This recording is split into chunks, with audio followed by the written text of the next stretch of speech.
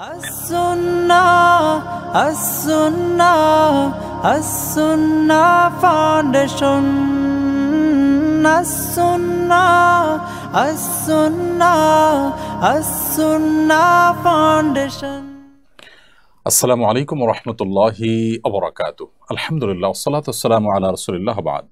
সুপ্রিয় দর্শক শ্রোতা ভাই বোন, দেশ কিংবা প্রবাস যে যেখান থেকে দেখছেন আপনাদের সকলকে সাদর আমন্ত্রণ জানাচ্ছি আস-সুন্নাহ ফাউন্ডেশন স্টুডিও থেকে।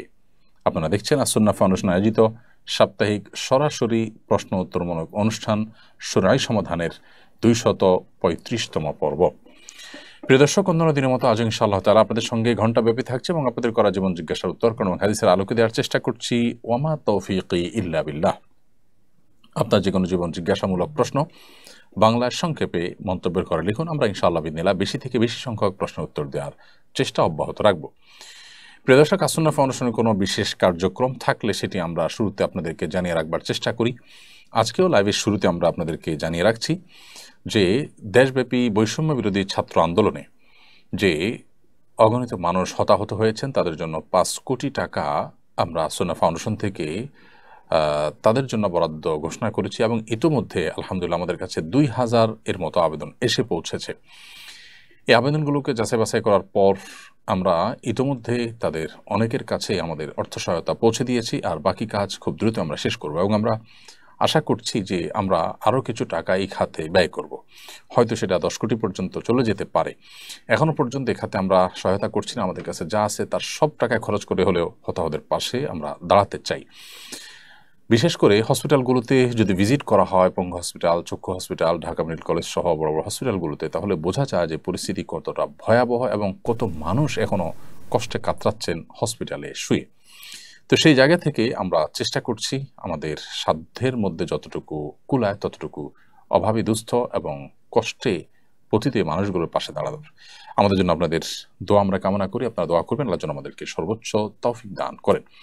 প্রিয় দর্শক, এছাড়াও আস-সুন্নাহ ফাউন্ডেশনের যে বৃক্ষরোপণ রয়েছে সেটি কার্যক্রম চলমান আছে এবং বৃক্ষরোপণের পাশাপাশি আমাদের যে স্বাবলম্বীকরণ প্রজেক্ট সেটিও আলহামদুলিল্লাহ চলছে।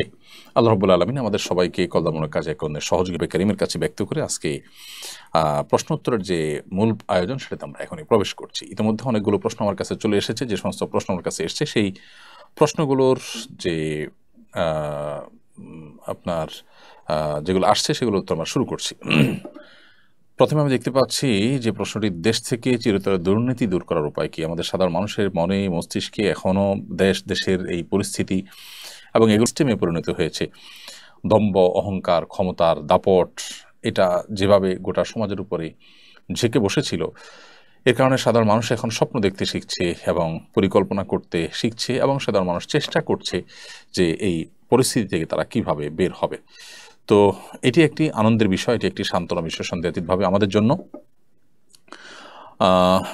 সেই জায়গা থেকে এ ধরনের প্রশ্ন অনেক বেশি আসছে। যাই হোক, দেশ থেকে চিরতর দুর্নীতি দূর করবার জন্য আসলে এককভাবে 1 মিনিটের কোনো কথায় যে সমাধানশালী বা বিশেষভাবে উল্লেখ করতে চাই সেটা হলো যে এদেশের যে ওলামায়ে কেরাম সমাজের সবচেয়ে সৎ, বিশেষ করে আর্থিক কেলেঙ্কারি থেকে মুক্ত এবং পবিত্র হিসাবে বহু আগে নানাভাবে প্রমাণিত। ওলামায়ে কেরামকে যদি দেশের মূল ধারার সাথে সংযুক্ত করা হয়, তাদের যে সততা আছে সেটার যদি ব্যবহার করবার উদ্যোগ, দেশ থেকে দুর্নীতি দূর করা অনেক বেশি সহজ।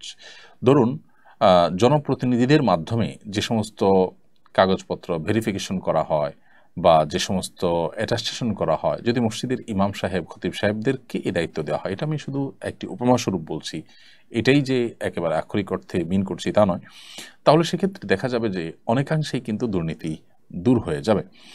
দেশের প্রথিতযশা ওলামায়ে কেরাম বা প্রথম সারির আলেমদের অনেকে গ্রেপ্তার হয়েছেন, নানা হয়রানির শিকার হয়েছেন, নানা মামলা মোকদ্দমা তাদের বিরুদ্ধে করা হয়েছে, কিন্তু আর্থিক কেলেঙ্কারি তাদের কিন্তু বিরুদ্ধে কোনো কি আজও পর্যন্ত কেউ প্রমাণ করতে পারেনি। বিচ্ছিন্ন ঘটনা তো থাকেই ছোটোখাটো ক্ষেত্রে, কিন্তু আমি টপ লেভেল ওলামায়ে কেরাম বা প্রমিনেন্ট ওলামায়ে কেরামের মধ্যে এই ধরনের কোনো অনাচার সচরাচর হতে দেখা যায় না, সে বিষয়টি বলেছি। এই জন্য দেশ থেকে দুর্নীতি দূর করবার জন্য সাধারণ মানুষকে মোটিভেশন দেওয়া, কঠোর আইন, দুর্নীতির বিরুদ্ধে কঠোর আইন প্রণয়ন করে সেটার প্রয়োগ করা এবং জিরো টলারেন্সে চলে যাওয়া, আইনের শাসনকে পরিপূর্ণ প্রতিষ্ঠা করা, এখানে কোনো চেহারা না দেখা, এই বিষয়গুলো খুব গুরুত্বপূর্ণ। সেই সাথে ওলামায়ে কেরামকে এই কাজের সাথে সমাজের মূলধারার সাথে যদি ইনভলভ করা হয়, আমার বিশ্বাস যে সেটি অনেক বেশি কাজে আসবে ইনশাআল্লাহ তাআলা। এরপরে প্রশ্ন হলো, আমরা স্বামী স্ত্রী উমরা করতে যাব, প্রশ্ন হলো উমরা করার পর কখন স্বামী স্ত্রী মিলিত হতে পারবেন? স্বামী স্ত্রী উমরা করতে গেলে সেক্ষেত্রে উমরার যে মূল কার্যক্রম আছে, এহরামের কাপড় পরিধান করার পর, তওয়াফ শেষ করার পর, সাই শেষ করার পর উভয়ে মাথা মুন্ডন বা মাথা চুল ছোট করার যে বিধান আছে, মেয়েরা ছোট করা, পুরুষরা মাথা মুন্ডন করা, সেটি শেষ করার পর তার হালাল। এরপর তারা শারীরিক সম্পর্ক করতে পারবেন। তার আগ পর্যন্ত শারীরিক সম্পর্ক করা তাদের জন্য জায়েজ নাই। হজের ক্ষেত্রে একই কথাই অলমোস্ট প্রযোজ্য, যে যতক্ষণ পর্যন্ত এহরামরত আছেন সমস্ত কার্যক্রম শেষ না হচ্ছে, বিশেষ করে হজের মূল কার্যক্রম 8 তারিখে যে শুরু হয়, সেই তখন থেকে নিয়ে 10 তারিখে এসে হজের যে কার্যক্রমের অংশ হিসাবে জামরাতে পাথর নিক্ষেপ করা সেটি, তারপর জামরাতে পাথর নিক্ষেপের পর কোরবানি করার পর মাথা মুন্ডন করা, তারপরে তওয়াফ সাই করা, এরপর স্বামী স্ত্রীর মধ্যকার সম্পর্ক, শারীরিক সম্পর্ক করা হালাল হয়ে যায়। অতএব এই সময়ের মধ্যে যদি শারীরিক সম্পর্ক করেন তাহলে সেক্ষেত্রে তারা গুনাহগার হবেন এবং হজের বিধান লঙ্ঘনকারী হবেন, তাদের উপরে দম ওয়াজিব। আমি এখন আল্লাহর কাছে মাপ চাই, কীভাবে দোয়া করলে আল্লাহ তাআলা আমাকে মাফ করবেন? ভাই তুহিন ইসলাম, আপনাকে সাধুবাদ জানাই, আপনি হারাম এবং অবৈধ পথ থেকে ফিরে এসেছেন। এটির জন্য সৎসাহসের প্রয়োজন হয়। আজকালকার বেশিরভাগ তরুণী দেখা যায় যে নানাভাবে এই ধরনের হারাম সম্পর্কে জড়িয়ে আছেন। এটিতে তাদের আখিরাত যেমন ধ্বংস হয়, ঈমান আমল যেমন নষ্ট হয়, ইবাদতের স্বাদ নষ্ট হয়ে যায়, সেই সাথে তাদের মধ্যে ডিপ্রেশন কাজ করে, মানসিক অশান্তির কারণ হয় এবং এটি দুনিয়াতে সাময়িক সুখ দিলেও দুনিয়াতেই কিন্তু দীর্ঘমেয়াদী দুঃখের কারণ হয়, আর আখিরাতের শাস্তি তো রয়েছেই। তো এই জায়গা থেকে একজন যুবক, একজন তরুণ, একজন তরুণী হারাম সম্পর্ক থেকে আল্লাহর জন্য বের হয়ে এসে পুত পবিত্র বৈবাহিক সম্পর্কের জন্য তারা অপেক্ষা করবেন এবং সেই সম্পর্কের দিকে যাবেন, সেটি যাওয়া উচিত। তো আপনি আপনার হারাম রিলেশন থেকে বেরিয়ে এসেছেন, পূর্বের কৃতকর্মের জন্য আল্লাহর কাছে আপনি কায়মনোবাক্যে মাপ চাইবেন, চোখের পানি ফেলে লজ্জিত হয়ে অনুতপ্ত হয়ে নিজেকে ভৎসনা করে আল্লাহর নাফরমানি করেছেন, আল্লাহর অবাধ্য হয়েছেন, সেজন্য ক্ষমা প্রার্থনা করবেন এবং ভবিষ্যতে আর এই ধরনের গুনাহের কাজ আর করবেন না মর্মে সংকল্প করবেন ইনশাআল্লাহ বিদিনিল্লাহ। আশা করা যায় এর মাধ্যমে আল্লাহ রাব্বুল আলামিন আমাদের গুনাহ মাফ করে দিবেন, কারণ এমন কোনো পাপ নাই যে পাপ তওবা করলে আল্লাহ তাআলা মাফ করবেন না। ইসলামের তওবা তত্ত্বটি খুবই গুরুত্বপূর্ণ। তওবা তত্ত্ব এটি আমাদেরকে সংশোধিত হতে শেখায়, এটি আমাদেরকে পরিমার্জিত হতে শেখায়, এটি আমাদেরকে কারেকশন করতে শেখায়। অতএব আত্মসমালোচনা করা এটা তওবা তত্ত্বেরই অংশ। সেই জায়গা থেকে আপনার নিজের কৃতকর্মের জন্য অনুতপ্ত হয়ে ক্ষমা প্রার্থনা, ভবিষ্যতে না করার জন্য সংকল্প করা এবং হারাম থেকে ফিরে আসা, সরে আসা, এই বিষয়গুলো ইনশাআল্লাহ আপনার পূর্বের গুনাহ মাফ হওয়ার জন্য যথেষ্ট হবে, আল্লাহ চাহেন তো। ইসলামে দাড়ির গুরুত্ব কেমন? বিপদ থেকে বাঁচার জন্য দাড়ি চেঁচে ফেলা যাবে কিনা?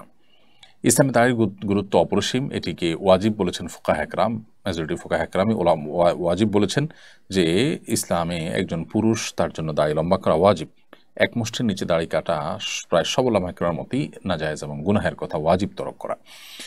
কোনো মানুষ যদি কোনো বিশেষ বিপদে পড়েন, সে অবস্থায় তিনি দাড়ি ছোটো করা বা চেঁচে ফেলতে পারেন কিনা? এর উত্তর হলো যে যদি তার কষ্টে নিপতিত হওয়ার আশঙ্কা থাকে তাহলে তিনি এটি করতে পারেন। যেমন এমন হলো যে অ্যাক্সিডেন্টের কারণে সেলাই করতে হবে, তাহলে ওই জায়গার দাড়িগুলো চাচতে হবে, বা বড় কোনো দুর্ঘটনা হলো বা এমন কোনো অসুস্থ হলো যে দাড়ি তার রাখা যাচ্ছে না, দায় রাখতে গেলে তার ট্রিটমেন্ট হবে না, দুরারোগ্য ব্যাধিতে তিনি অনেক কষ্ট পাবেন অথবা মৃত্যুর মুখে পতিত হবেন, এই পর্যায়ে চলে গেলে তখন তিনি দাড়ি চেঁচে ফেলতেন বা ছোটো করে ফেলতে পারেন। এর বাইরে যদি দাঁড়িয়ে থাকার কারণে তার মৃত্যুর মুখে পতিত হতে পারেন, ভয়াবহ কোনো বিপদ হতে পারে, জীবন হুমকির মধ্যে হতে পারে, বা আপনার বর্ণাতীত কষ্ট হবে, এরকম কোনো পরিস্থিতির মধ্যে পড়েন কেউ, তাহলে সেই পরিস্থিতিতে তার জন্য ইসলাম ওয়েব, কাতার ভিত্তিক ফতোয়ার বিশ্ববিখ্যাত ওয়েবসাইট মারকাজুল ফতোয়া ইসলাম ওয়েবে ফুকাহা একরাম মুফতিগণ লিখেছেন যে এই ক্ষেত্রে তার জন্য দাড়ি চাচা বা ছোটো করা জায়েজ হবে, কিন্তু এটা ইন্ডিভিজুয়াল কেস স্টাডি করে মুফতি বলতে পারবেন। আমরা সামান্য একটু ঠুনকো অজুহাত দিয়ে, সামান্য একটু বিপদের ভয় আপনার কোনো ওয়াজিব লঙ্ঘন করে ফেলবো, ব্যাপারটা এতটা সহজ নয়। অতএব পরিস্থিতিটা কীরকম, এই পরিস্থিতিতে তার কি করা উচিত, কি করা উচিত না, কোনটা জায়েজ না, এই বিষয়টা সংশ্লিষ্ট বিষয়কে পুরোপুরি খোলাখুলি কোনো মুফতির কাছে উল্লেখ করে তারপরে সমাধান নিতে হবে।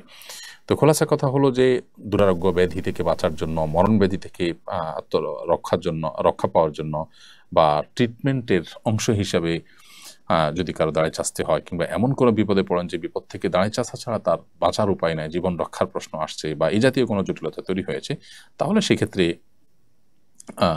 এটি জায়েজ হতে পারে। কিন্তু পুরো বিষয়টা নির্ভর করে যে পরিস্থিতিটা ঠিক কেমন, কোন পর্যায়ে, তার উপরে।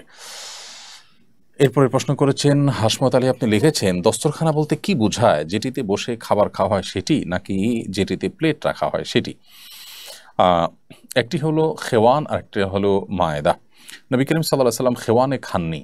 খেওয়ান বলতে বোঝানো হয় যেটার পাও আছে, পায়া আছে, কয়েকটা পায়ার উপরে যে উঁচু আপনার টেবিল জাতীয় কিছু থাকে, এই টেবিল বা ডাইনিং টেবিল বা এই জাতীয় জিনিস, এগুলোকে খেওয়ান বলা হয়। নবী সাল্লাল্লাহু আলাইহি সাল্লাম খেওয়ানে খাননি। তো খেওয়ানে খাননি এর মানে খেওয়ানে খেলে গুনাহ হবে কিনা, সেটা নিয়ে উলামাদের মতো পার্থক্য আছে। তবে মায়েদা বলতে বা দস্তরখান বলতে যেটা বোঝানো হয় সেটা হলো যার উপরে খাবার রেখে খাওয়া হয়। সেটা শুকনো খাবার হলে সরাসরি মায়েদা বা দস্তরখানের উপর রাখা যেতে পারে। আবার যদি হয় প্লেট, তরল খাবার যদি হয় যেটা দস্তরখানে রাখার মতো, একটা প্লেটে রেখে খেতে পারেন। এই অর্থে দস্তরখানটা ব্যাপক।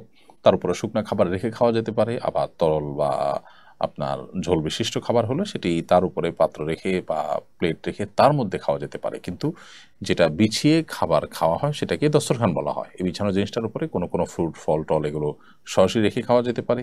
আবার যেগুলো তরল সেগুলো প্লেট ইত্যাদিতে খাওয়া যেতে পারে। সর্বাবস্থায় দস্তরখান বা মায়েদা বলা হয় চামড়ার হোক, প্লাস্টিকের হোক, কাপড়ের হোক, যেটা বিছে আমরা খানা খাই সেটাকে। অতএব এটার উপরে আপনি কী ধরনের খাবার খাচ্ছেন তার উপর নির্ভর করবে যে সে খাবারটা আপনি ডাইরেক্ট রেখে খাবেন না কীভাবে খাবেন, এটা একান্তই আপনার ব্যাপার। এরপরে সাবিহা সুলতানা সিথি, আপনি লিখেছেন চুল কালার করলে কি অজু হবে? চুল যদি আপনি কালার করেন তাহলে সেক্ষেত্রে অজু হয়ে যাবে। আর্টিফিশিয়াল যে মেহেদি আছে বাজারে, সেই মেহেদি যদি আপনি করেন অজু হয়ে যাবে। তবে সাদা চুলকে কালো কালার দিয়ে যদি আপনি রঙিন করেন তাহলে গুনাহগার হবেন। কিন্তু যে কালার আপনি ব্যবহার করেছেন তার কারণে যদি আলাদা কোনো প্রলেপ চুলের উপর তৈরি না হয় তাহলে অজু হয়ে যাবে, গোসল হয়ে যাবে, কোনো অসুবিধা নেই। বাট কালো খেজাব ব্যবহার কারণে আলাদা গুনাহ হবে, সেটা ভিন্ন বিষয়। আর এর বাইরে মেহেদি যদি হয় তাহলে সেক্ষেত্রে আর্টিফিশিয়াল মেহেদি থাকলেও এটার উপর দিয়ে অজু এবং গোসল করলে সেটি জায়েজ হবে। রিফাত হোসেন, আপনি লিখেছেন শহীদ মিনারে বা কোনো স্মৃতিস্তম্ভে মোমবাতি প্রজ্বলন সম্পর্কে ইসলাম কি বলে, এই বিষয়ে জানাবেন দয়া করে।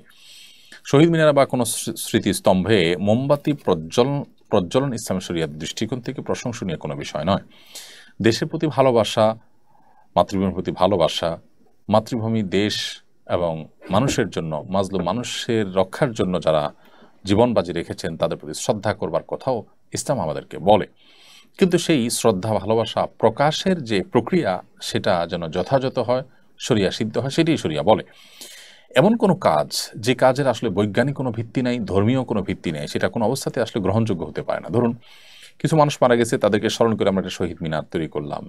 সেই শহীদ মিনারে আমরা যদি মোমবাতি দেই, হাজার হাজার টাকা, লাখ লাখ টাকা খরচ করে ফুল রাখি, তাতে মৃত মানুষদের কোনো উপকারে আসবে না। এটি না বৈজ্ঞানিকভাবে তার কোনো উপকার আসার কোনো সুযোগ আছে, না ধর্মীয় দৃষ্টিকোণ থেকে উপকার আসার সুযোগ আছে। বরং এই টাকা দিয়ে যদি আমি গরিব দুঃখীদেরকে দান করি আর সওয়াবের বিষয়টি আমি তাদের জন্য সওয়াবের নিয়ত করি যে তাদের তরফ থেকে দান করছি, তাহলে ধর্মীয় দৃষ্টিকোণ থেকে এটি তারা আল্লাহর কাছে সওয়াব পাবেন ইনশাআল্লাহ। সেই সাথে তাদের শরণার্থে আমরা যদি গরিব মানুষের জন্য কাজ করি, কোনো কল্যাণমূলক কাজ করি বা তাদের পরিবারের জন্য আমরা কিছু করতে পারি, সেটাও যৌক্তিক এবং ধর্মীয় দৃষ্টিকোণ থেকে সঠিক। এই জায়গা থেকে এই জাতীয় স্মৃতিস্তম্ভে মোমবাতি জ্বালানো কিংবা ফুল দেওয়া ইসলামের শরিয়ার দৃষ্টিকোণ থেকে অনর্থক কাজ, বরং কোনো কোনো ক্ষেত্রে এটা শিরকের সাথে সাদৃশ্যপূর্ণ। কেউ এখানে পুজো করতে চায় না, পূজার নিয়ত করে না, সেজন্য এটা হয়তো সরাসরি শিরক হবে না, কিন্তু শিরকের যে আয়োজন, যেখানে মোমবাতি, ফুল এগুলো থাকে, মুশরিকরা, হিন্দুরা, যারা শিরকে লিপ্ত তারা যেরকম করেন, এখানে অনেকটা তার সাথে সাদৃশ্য হয়। তারা প্রতিমার সামনে দেন, এখানে আমরা একটা স্তম্ভ তৈরি করে স্তম্ভের সামনে দিচ্ছি, ব্যাপারটা অনেকটা কাছাকাছি। তো এই সাদৃশ্য গ্রহণ থেকে আমাদের বিরত থাকা দরকার। এই ব্যাপারে কোনো প্রথিতযশা আলেম সারা বিশ্বব্যাপী কারোর কোনো ভিন্ন মত আছে আমার জানা নেই। আমাদের আজকাল জাগতিক অনেক বিষয় আছে যে বিষয়গুলোর ব্যাপারে হালাল হারাম বাজ বিচার করার মতো হিতাহিত জ্ঞানও আমাদের আর নেই, হারিয়ে ফেলেছি। আমরা সমাজের মূল স্রোতে গা ভাসিয়ে অনেকেই কিন্তু অনেক গুনাহে লিপ্ত হয়ে যাচ্ছি। সোয়েব খান আপনি লিখেছেন হাতে অথবা পায়ে মরা নখ থাকলে সেটা যদি ধৌত করা না হয় তবে ওযু হবে কি? হাতে বা পায়ে কোনো নখ যদি মরে যায়, এটা যতক্ষণ আপনার শরীরের অংশ আছে আপনি অজুতে পুরো অঙ্গ ধোয়ার পাশাপাশি ওই অংশটাও ধোবেন। চামড়ার মধ্যে কিছু চামড়া দেখা যায় মরা চামড়া, তো এগুলো আপনি ফেলে দিতে পারেন। ফেলে দিলে তো আর সেটি ধোয়ার প্রশ্ন নেই, কিন্তু যতক্ষণ পর্যন্ত আপনার শরীরের সাথে সেটা লেগে আছে ততক্ষণ পর্যন্ত শরীরের ওই সংশ্লিষ্ট অঙ্গ ধোয়ার পাশাপাশি সেই নখটি আপনি ধোবেন। এটাই হলো অধিক সতর্কতামূলক পন্থা এবং উপায়। তাহলে ইনশাআল্লাহ আমাদের ওযু এবং গোসল হয়ে যাবে। নখ কোনো অংশ নখের মারা গেছে, যেমন অনেক সময় দেখা যায় যে নখ উল্টে গেছে, উল্টে শুকিয়ে গেছে, যে কোনো সময় আপনার পড়ে যাবে, তো এরকম পর্যায়ে এখনও পড়ে নাই, আমাদের শরীরের সাথে লেগে আছে, তো এই নখটাকে আমি পানি লাগালাম না, পানি ধুলাম না, এটা কিন্তু ওযুর জন্য যথেষ্ট হবে না, এটাকে ধুইতে হবে। যদি বলি যে না এটা আমার শরীরের অংশ না, এটা যখন মারা গেছে, তো এটা ভুল হবে। যতক্ষণ আমার সাথে লেগে আছে হাতের সাথে ততক্ষণ পর্যন্ত সে আমার শরীরের অংশ হিসাবে গণ্য হবে। সো প্রয়োজন আমি ফেলে দিলাম, তাহলে সেটা ভিন্ন বিষয় হবে।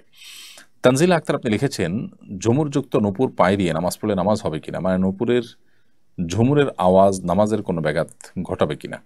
মেয়েদের জন্য নূপুর পরা জায়েজ আছে। মহিলা সাহাবীদের অনেকে নূপুর পরেছেন, নবী সাল্লাল্লাহু আলাইহি ওয়াসাল্লাম সেটা অ্যালাউ করেছেন, বিশেষ করে আপনার গহনা হিসাবে আপনার রূপার নূপুর, বিভিন্ন আপনার অলংকার, নূপুর অলংকার হিসাবে আপনার নূপুর পরার ব্যাপারে সে জায়েজ করেছেন, নবী সাল্লাল্লাহু আলাইহি ওয়াসাল্লাম এটাকে অ্যালাউ করেছেন। নামাজের সময় যদি নূপুর থাকে, নূপুরের যদি আওয়াজ হয়, এটাতে যদি নিজের মনোযোগে ব্যাঘাত সৃষ্টি না হয়, স্বাভাবিক হয়, তাহলে অসুবিধা নেই। আর যদি এটা অস্বাভাবিক পর্যায়ে আওয়াজ হয় এবং নামাজে মনোযোগের মধ্যে ব্যাঘাত সৃষ্টি হয়, তাহলে সেটা খুলে নামাজ পড়া উচিত। আর মনোযোগে ব্যাঘাত না সৃষ্টি হলে তার হালকা যে আওয়াজ মুভমেন্টের কারণে হয়ে থাকে, সেটার কারণে নামাজ হয়ে যাবে, নামাজ হবে না, ব্যাপারটি সেরকম নয়। নুসরাত জাহান লিখেছেন রাস্তার পাশে আরবি ক্যালিগ্রাফি করা হচ্ছে, রাস্তা তো নোংরা জায়গা, অনেক সময় রাস্তার ধারে প্রসাব করা হয়, এই জায়গায় ক্যালিগ্রাফি করা কেমন কাজ? প্রথম কথা হলো যে ক্যালিগ্রাফিতে যদি কোরআন কারীমের আয়াত লেখা থাকে তাহলে সেটা তো ওয়ালে এমনভাবে লেখা দরকার যে একদম নোংরা ময়লা টয়লা লাগবে না, অর্থাৎ কিছুটা উপরে তুলে লেখা হয়। সাধারণত ক্যালিগ্রাফি আমি যতটুকু জানি এতটুকু উপরে রাখাই হয়, এক্ষেত্রে আরেকটু সতর্ক থাকা যেতে পারে। আর এর বাইরে সাধারণ যে ক্যালিগ্রাফি আছে যেগুলোতে আসলে আপনার কোরআন কারীমের আয়াত নেই, অন্য ভালো কথা আছে, আরবি থাকলেই যে কোনো আয়াত হবে তা নয়, তাহলে সেক্ষেত্রে সেটা র্যান্ডমলি যে কোনোভাবে দেওয়া যেতে পারে। কোরআনের আয়াত যদি থাকে, আল্লাহর নাম যদি উল্লেখ থাকে, তাহলে সেটা যেন অপমানজনকভাবে ব্যবহার না হয়, সেদিকটা খেয়াল রাখতে হবে। এখন কথা হলো যে সচরাচর আমাদের দেশের সব ওয়ালগুলোতেই কি মানুষ পেশাব করে বা কোনো প্রাণী পেশাব করে, কিংবা সব জায়গাতে ময়লা হয়? আমার মনে হয় সেটা না। বিশেষ করে বিশ্ববিদ্যালয়, কলেজ, মাদ্রাসা এর যে ওয়ালগুলো আছে অভ্যন্তরে, ক্যাম্পাসের ভেতরে, এগুলোতে আসলে কেউ পেশাব সচরাচর করে না। তারপরও কোনো প্রাণীর দ্বারা সেটি কোনো অপমান হতে পারে, সেই জায়গা থেকে কিছুটা উপরে তুলে ক্যালিগ্রাফি করা যেতে পারে। মৌলিকভাবে ক্যালিগ্রাফি করাতে দোষের কিছু নেই। আমি 23 বছর হলো অস্ট্রেলিয়ায় থাকি এবং বলতে গেলে এটাই আমার পার্মানেন্ট ঠিকানা। দেশে যাওয়া হয় খুবই কম, তবে যখনই যাই তখন দেশের বাড়ি ঢাকাতে কি আমার ফুল নামাজ আদায় করতে হবে নাকি কসর পড়ব? দেখুন, একজন মানুষের একাধিক ঠিকানা থাকতে পারে, একাধিক গন্তব্য থাকতে পারে, একাধিক বাড়ি থাকতে পারে। তো আপনার যদি দেশের বাড়িতে যেখানে আপনি আছেন সেই জায়গাটাতে আপনি বিদেশ থেকে যখন দেশে আসেন সেখানে যদি আপনার নিজস্ব ঠিকানা থাকে, নিজস্ব বাড়ি থাকে, ফ্ল্যাট থাকে, যে আপনি আসলে সেটা খোলেন এবং বসবাস করেন, না হলে সেটা বন্ধ করে রেখে যান, অর্থাৎ এটা আপনার একান্ত, আপনার একটা বাসা, ওখানে যেরকম একটা বাসা আছে এখানে আপনার একটা বাসা আছে, থাকার সকল সেটআপ আছে, এবং এটা আপনার একটা হোম, সেটা সেকেন্ড হোম, থার্ড হোম, যে নামই দেন না কেন, এরকম যদি হয় তাহলে এখানে আপনি পুরো নামাজ পড়বেন, কসর আপনার জন্য প্রযোজ্য হবে না। হ্যাঁ, আসা যাওয়ার পথে মুসাফির হিসাবে অবশ্যই সফর প্রযোজ্য হবে। আর যদি আপনি ঢাকায় আসেন, এসে ভাই বোনের বাসায় থাকেন, কিংবা আপনার ফ্ল্যাট থাকে, ভাড়া, কসরের নামাজ পড়বেন।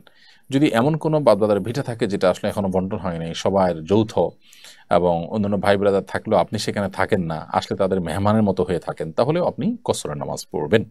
তাহলে পুরো বিষয়টা নির্ভর করে যে আপনার দেশে আসলে নিজস্ব থাকার বন্দোবস্ত আছে কিনা, আপনার আলাদা ঠিকানা আছে কিনা। যদি আলাদা ঠিকানা থাকে আপনার নিজস্ব, তাহলে সেক্ষেত্রে এটা আপনার একটা হোম হিসাবে বিবেচিত হবে, এবং সেই ক্ষেত্রে আপনি এখানেও এখানেও পুরো নামাজ পড়বেন, কসর পড়বেন না। এরপর প্রশ্ন করেছেন মারিয়াম জাহান সীমা, আপনি লিখেছেন আমার ঘরে জান্নাতুল বাকি কবরস্থানের এক MS মাটি আছে, এতে কি আমার কোনো গুনাহ হবে? জান্নাতুল বাকি কবরস্থানের মাটি আপনি কেন এনেছেন? পরিমাণে অল্পই হোক না কেন, আমরা অনেকেই না জেনে এই কাজগুলো করে ফেলি। আমরা মনে রাখতে হবে যে কোনো জায়গার মাটি নিয়ে আসলে আমাদের কোনো কল্যাণ হয়ে যাবে, এই বিশ্বাস করবার কোনো কারণ নেই। সাহাবা ইকরাম অনেকে এ জাতীয় বিষয়ে অনেক বেশি কঠোরতা অবলম্বন করতেন। বিশেষ করে আব্দুল্লাহ ইবনে ওমর রাদিয়াল্লাহু তাআলা অনেক সাহাবীদেরকে দেখা যায় যে তারা অনেক বেশি কঠোরতা অবলম্বন করতেন। নবী করিম সাল্লাল্লাহু আলাইহি ওয়াসাল্লামের স্মৃতিবিজড়িত একটি গাছ কেটে ফেলেছেন তিনি, এবং অজুহাত দিয়েছেন বা কারণুল হিসেবে উল্লেখ করেছেন যে এইটাকে মানুষ একটা সময় যেভাবে মানুষ এখন থেকে সেটাকে অনেক বেশি শ্রদ্ধা করা শুরু করেছে, মনে হচ্ছে একটা সময় পুজো করে বসতে পারে। শিরকের ব্যাপারে একজন মুসলিম সর্বোচ্চ সতর্ক থাকবেন এবং তিনি ভয় থাকবেন। নবী করিম সাল্লাল্লাহু আলাইহি ওয়াসাল্লামের স্মৃতিতে কল্যাণ রয়েছে, সন্দেহ নেই। সাহাবা ইকরামের স্মৃতিতে কল্যাণ আপনার বরাকা রয়েছে, সন্দেহ নাই। কিন্তু সেটাকে যদি আমাদের পুজোর মতে আমরা করতে থাকি, সেটা অনুচিত হবে।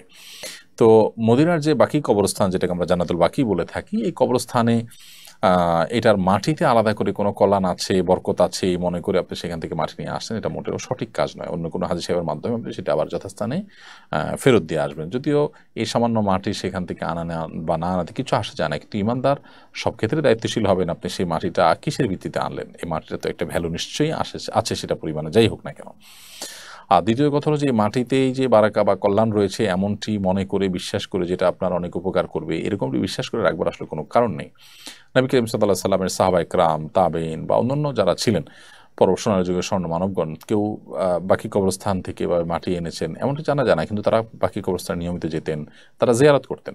নবী করিম সাল্লাল্লাহু আলাইহি সাল্লাম আমাদেরকে বাকি কবর জিয়ারত করার নির্দেশনা দিয়েছেন, নিয়মিত সেই কবরস্থান জিয়ারত করতেন, কিন্তু সেখান থেকে বরকত লাভের জন্য মাটি নিয়ে আসা নয়। আমরা আল্লাহর নামগুলো আল্লাহর কোন নাম জপলে কি উপকার হবে, কোনটা হাসিল হবে, সেটার চেষ্টা আমরা করতে দেখা যায় অনেককে। কিন্তু আল্লাহর গুণবাচক নামগুলোর প্রতি ঈমান আনয়ন করা, সেগুলোর অর্থ বোঝা, সেগুলো ধারণ করা, এই ব্যাপারে সেরকম আন্তরিকতা বা প্রচেষ্টা আমাদের সমাজে খুব বেশি একটা দেখা যায় না। তো এই ব্যাপারে আমাদের আরও বেশি দায়িত্বশীল হতে হবে। তাছাড়া বাকি কবরস্থান, যে কবরস্থানে আমরা যেরকম একজন ইমানদার হিসাবে সাহাবা ইকরামের কবরের কথা জানি, নবী সাল্লাল্লাহু আলাইহি ওয়াসাল্লাম পরিবারের সদস্যদের কবরের কথা জানি, আবার এই কবরস্থানে কিন্তু ইসলামের ইতিহাসের আগে বহু অমুসলিমের কবর এখানে হয়েছে, অর্থাৎ বাকি কবরস্থানটি অনেক পুরাতন একটি কবরস্থান। অতএব এই কবরস্থানে মাটি নিয়ে আসলেই যে কল্যাণ হয়ে যাবে এমনটি মনে করার কোনো কারণ নেই। এসকে হাবিব আপনি লিখেছেন, আমি ভারত থেকে জানতে চাই, আমাদের দেশে মিডিয়া বলছে আপনাদের ওখানে নাকি হিন্দুদের উপর অত্যাচার করা হচ্ছে, এটা কতটুকু সত্য?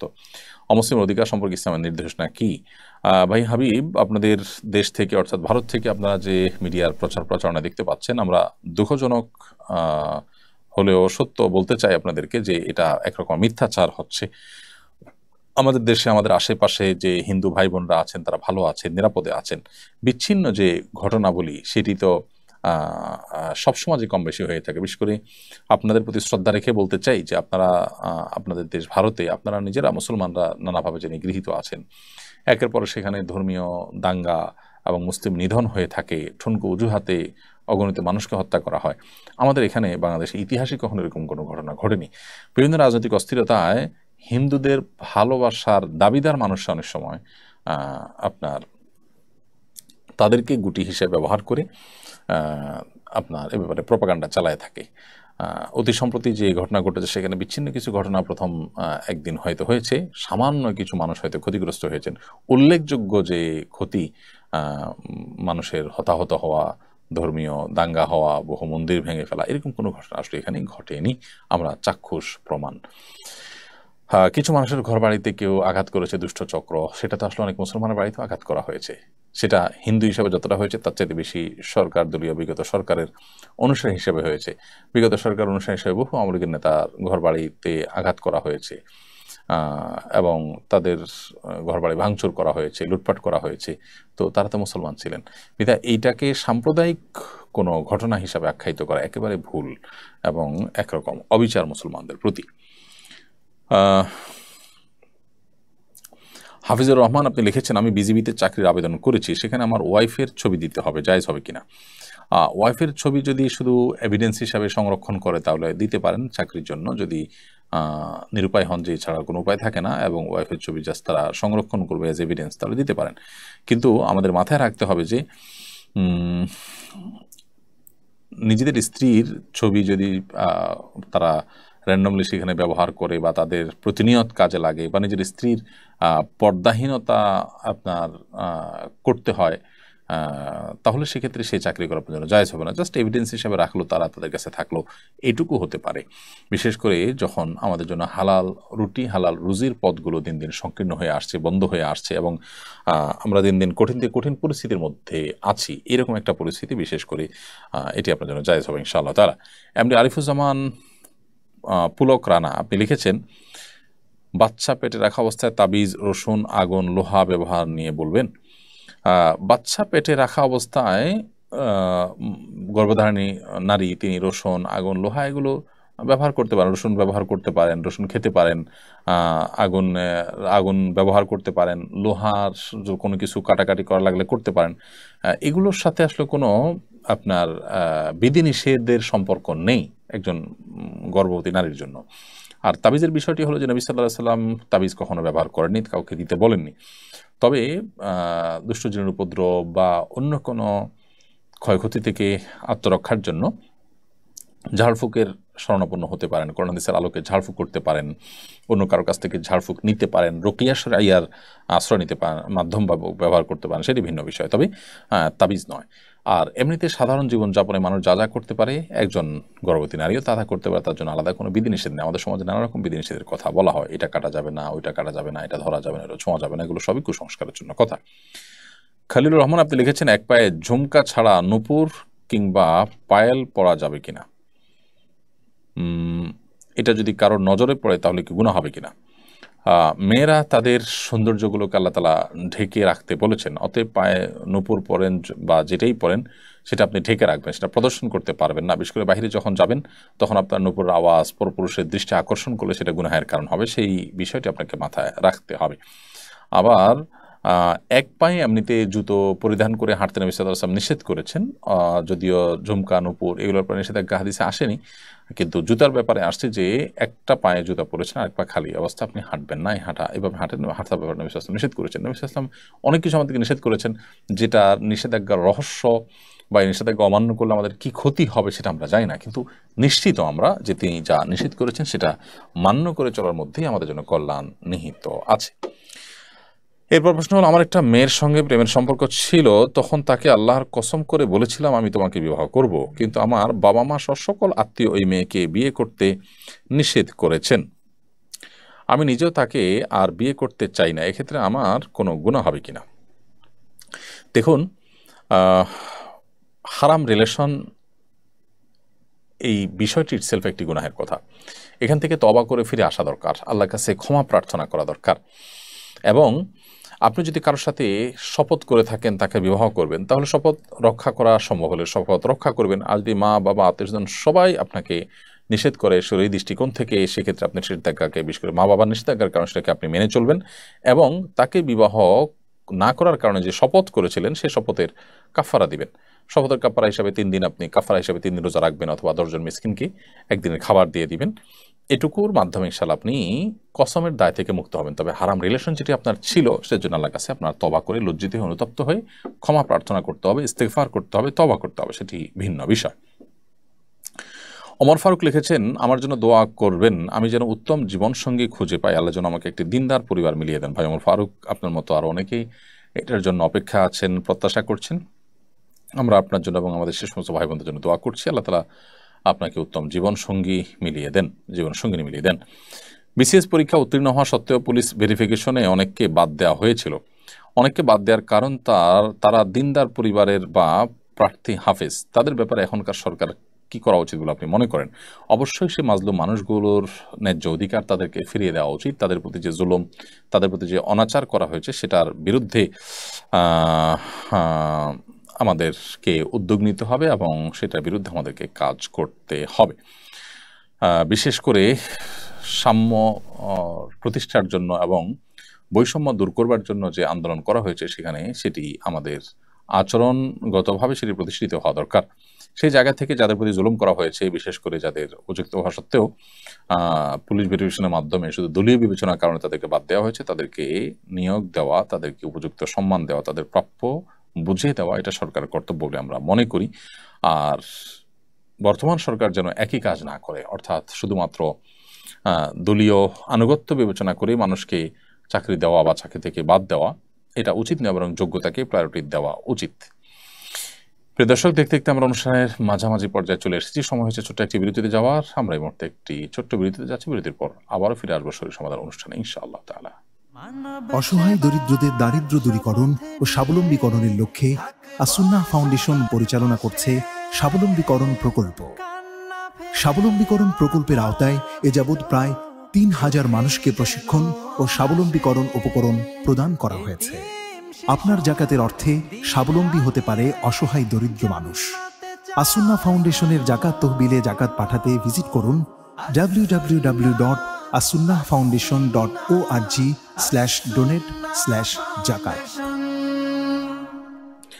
প্রিয় দর্শক, বিরতির পর আবার আপনাদেরকে স্বাগতম জানাচ্ছি। আপনারা দেখছেন আসুন্নাহ ফাউন্ডেশন আয়োজিত সাপ্তাহিক সরাসরি প্রশ্ন উত্তরমূলক অনুষ্ঠান শরীয়ী সমাধানের 235তম পর্ব। বিরতির আগে অনেকগুলো প্রশ্ন উত্তর আমরা দিয়েছি। এ পর্যায়ে যে প্রশ্ন আমি দেখতে পাচ্ছি তা হলো,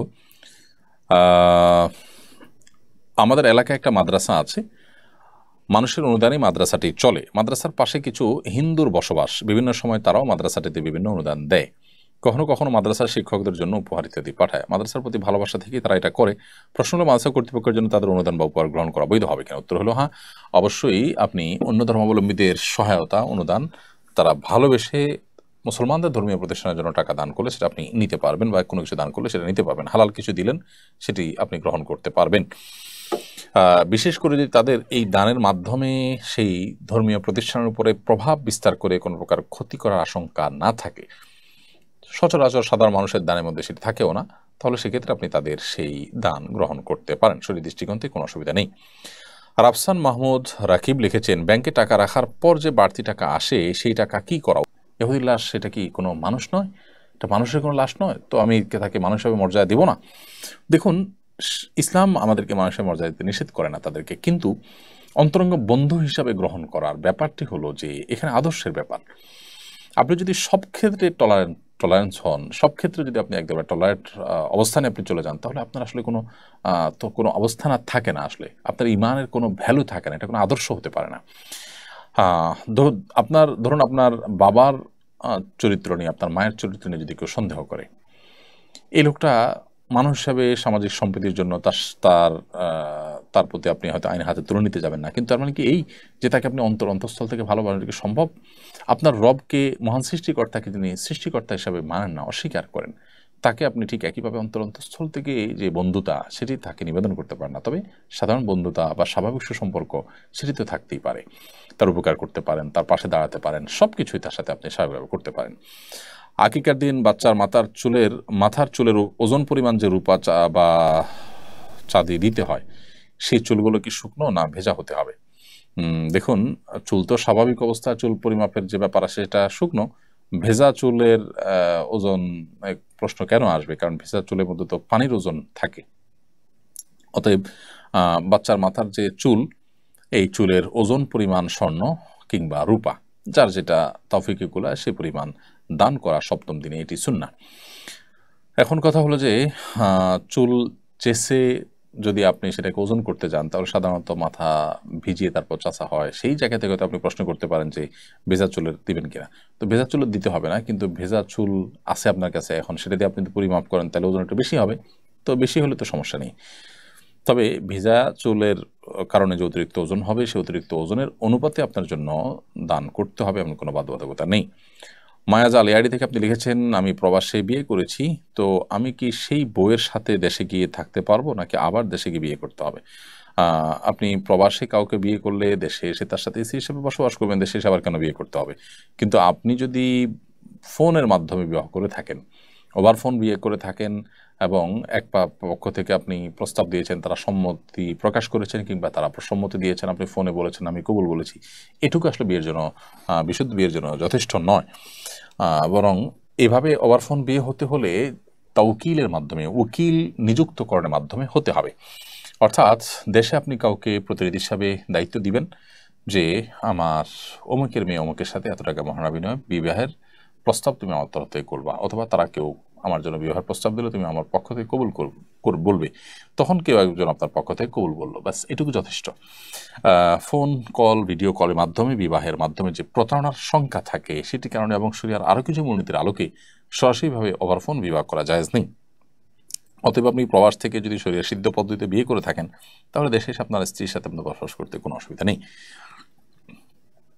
এরপর প্রশ্ন হলো, যে কোনো বিজয় উদযাপনের ইসলামিক পদ্ধতি কি? রাসূল সাল্লাল্লাহু আলাইহি ওয়াসাল্লাম এবং সাহাবায়ে কেরাম কিভাবে বিজয় উদযাপন করেছেন?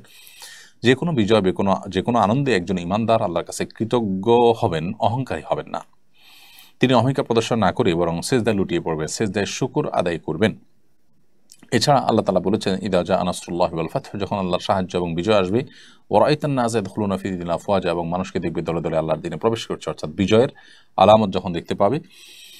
ফাসাব্বিহ বিহামদি রাব্বিকা ওয়াস্তাগফিরহু, তখন তাসবিহ মাখা প্রশংসা আল্লাহ তাআলার করবে এবং তার কাছে ক্ষমা প্রার্থনা করবে, অর্থাৎ সুবহানাল্লাহ ওয়া বিহামদিহি পড়বে, আস্তাগফিরুল্লাহ পড়বে। এটি হলো বিজয়ের পর করণীয়। নবী করিম সাল্লাল্লাহু আলাইহি ওয়াসাল্লাম মক্কা বিজয়ের পর তিনি মক্কার মানুষদের প্রতি ক্ষমাশীলতা প্রদর্শন করেছেন, সবাইকে ক্ষমা করেছেন এবং কোনো প্রকার প্রতিশোধ পরায়ণতা তিনি প্রদর্শন করেননি। ঠিক একইভাবে আমরা আমাদের বিজয়ে, আমাদের আনন্দের সময়ে প্রতিশোধের স্পৃহা যেন আমাদের মধ্যে জ্বলে না ওঠে, আমরা ক্ষমাশীলতা প্রদর্শন করব এবং সেই সাথে সহনশীলতা এটি আমাদের মধ্যে থাকবে এবং আমরা চেষ্টা করব আল্লাহ রাব্বুল আলামিনের কৃতজ্ঞতা নিবেদন করবার। দুঃখিত। সন্তান প্রসবের পর মা কি 40 দিনই নাপাক থাকবে, নাকি যে কয়দিন রক্ত আসবে সেই কয়দিন নাপাক থাকবে? সন্তান প্রসবের পর যে ব্লাড দেখা যাবে, ব্লিডিং যতদিন পর্যন্ত হবে ততদিন পর্যন্ত নাপাক হিসেবে গণ্য হবে, যদি 40 দিনের কম হয়। ধরা যাক 30 দিন পর্যন্ত ব্লিডিং হয়েছে, অতএব 30 দিনই তিনি নাপাক গণ্য হবেন। 30 দিনের পরে ব্লিডিং আর না থাকলে তারপর থেকে তিনি পবিত্র হিসেবে গণ্য হবেন। তখন স্বামী স্ত্রী সুলভ সম্পর্ক যেমন যায়, শারীরিক সম্পর্ক, তেমনিভাবে নামাজও তার উপরে প্রযোজ্য হবে। আর যদি 40 দিনের মধ্যে এটি বন্ধ না হয় তাহলে সর্বোচ্চ সীমা হবে 40 দিন, অর্থাৎ 40 দিনের পরও যদি ব্লিডিং দেখা দেয় তাহলে সেই ব্লিডিংয়ের কারণে তার নামাজ বন্ধ থাকবে না, শারীরিক সম্পর্ক করা স্বামীর সাথে নাজায়েজ হবে না এবং সেটাকে নাপাক ধরা হবে না। যদি 40 দিনের বেশি নাপাক থাকে, ব্লিডিং থাকে।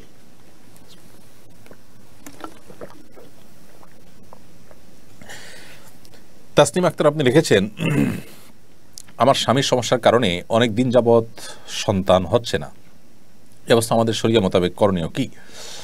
বোন তাসনিম আক্তার, স্বামীর সমস্যার কারণে সন্তান না হওয়ার বিষয়টি যদি আপনি নিশ্চিত হন ডাক্তারি ট্রিটমেন্টের মাধ্যমে বা চেক আপের মাধ্যমে, ডাক্তার এই চেক আপের মাধ্যমে এটা যদি জানা যায় যে হ্যাঁ স্বামীর সমস্যার কারণে হচ্ছে না, তাহলে সেক্ষেত্রে আপনি স্বামীর কারণে আপনার জৈবিক চাহিদা পূরণে যদি অসুবিধা না হয়, আপনার সেই হকটা যদি অসুবিধা না হয়, তাহলে সেক্ষেত্রে আপনি সবর করবেন এবং ধৈর্য ধারণ করবেন।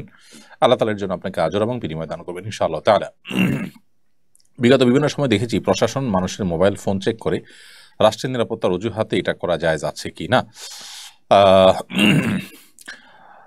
বিগত সময় আমরা দেখেছি যে প্রশাসনের বিভিন্ন পর্যায়ের ব্যক্তিবর্গ সাধারণ মানুষের ফোন চেক করে, তাদের ছবি চেক করে, ভিডিও চেক করে। সন্দেহাতীতভাবে এটি ব্যক্তির যে সাধারণ যে অধিকারগুলো আছে, মৌলিক অধিকার, সেটি লঙ্ঘন করা হয়, সেটি ক্ষুণ্ণ হয়।